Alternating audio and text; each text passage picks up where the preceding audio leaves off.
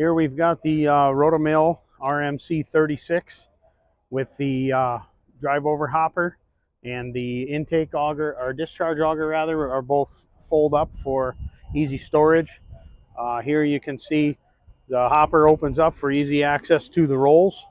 This has 5 cut rolls, and this machine will do about 3,600 bushels an hour of dry corn. The top in the hopper here is an integrated magnet where the corn slides past, and hopefully any metal particles get stuck on the magnet.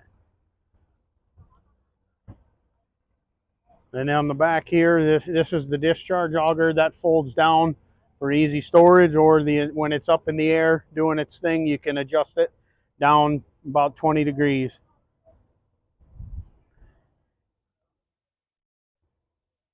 And then here's the fold over truck hopper. This will, when it folds down in the operating position, it will you can roll it underneath the semi and unload and crack directly into the bunker or another auger or whatever you choose. It has optional leaf spring protection, so if you would have a rock or some piece of foreign material go through the rolls, the one set can move and it snaps back into place automatically, so nothing gets wrecked. Here is the 4-bank valve for all your electric functions, and then your auger is ran off a separate set of hydraulics. That is the roller mill.